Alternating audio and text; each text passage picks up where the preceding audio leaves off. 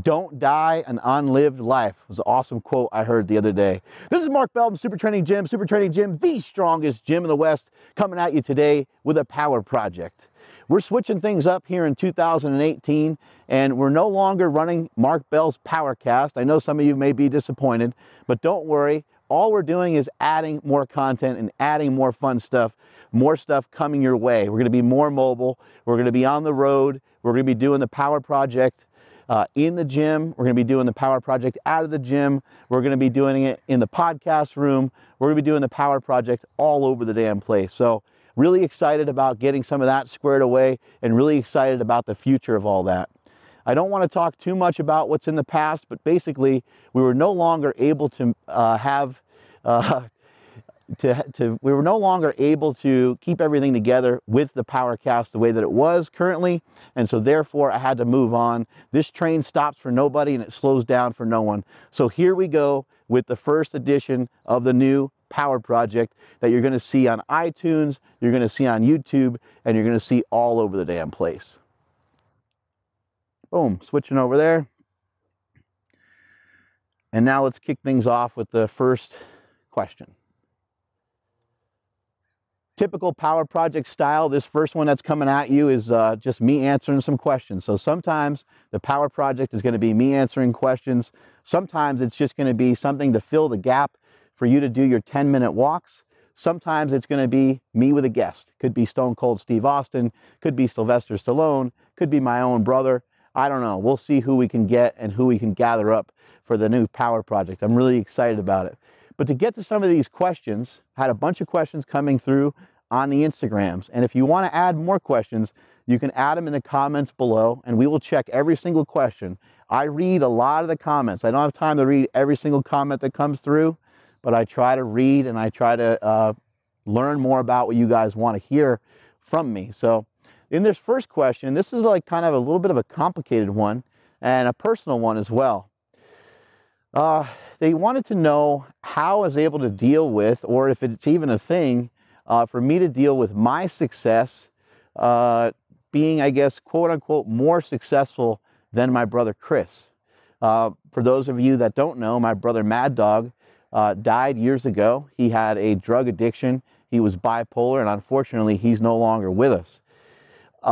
Success and trying to be great is something that really chewed him up, and it's something that really ate away at him. And ultimately, I think it's what's responsible for his death, even though that's never a cause of death, somebody trying to be great, right?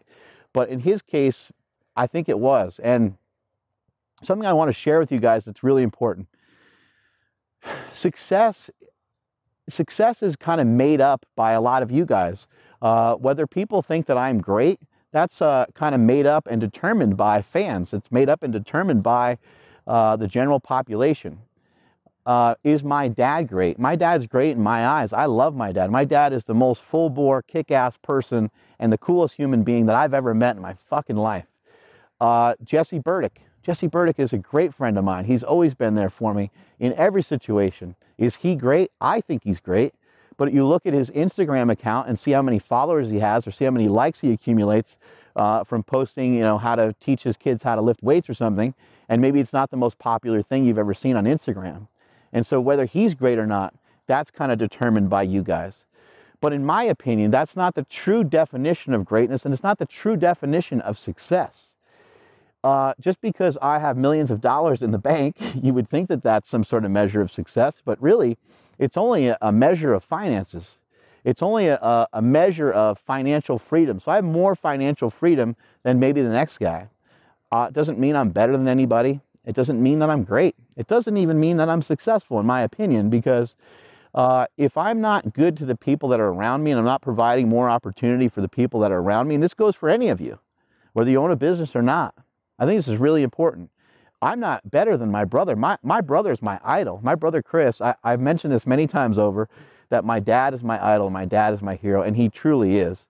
But who am I going to identify more with, my dad or my brother? My brother, right? He's only 4 years older than I am. My brother has inspired me. My brother has done so many things for me. And I wouldn't be doing any of this if it wasn't for him.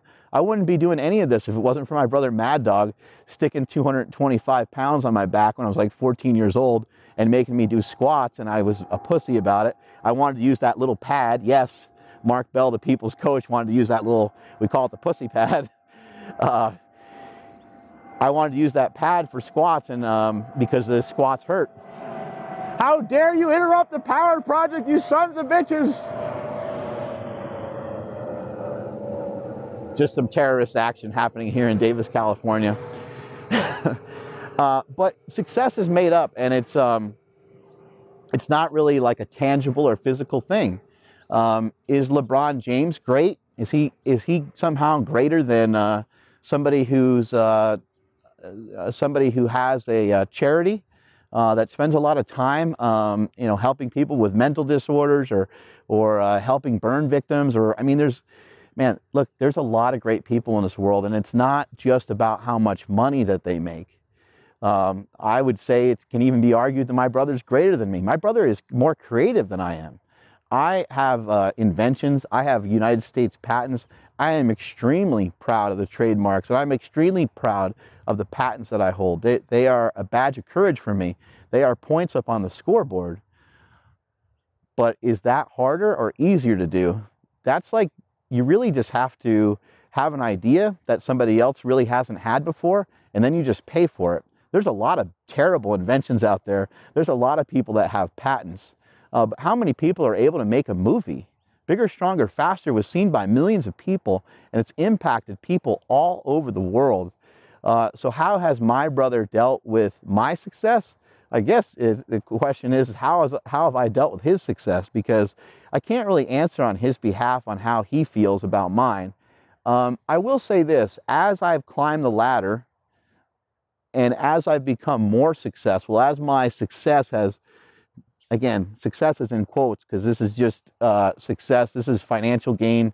This is the success of the business.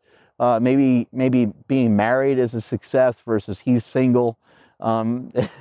Maybe that's not a victory. I don't know.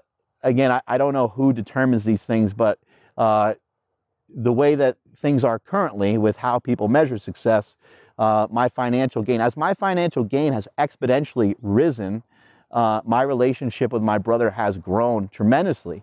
At first, I would say there may have been a little bit of a power struggle there because there may have been just some good old-fashioned sibling rivalry going on there. But my brother and I have never been really truly competitive in that way. We love each other a lot. We are really close, and we have been since the time I was a kid. We have been since I can remember, really.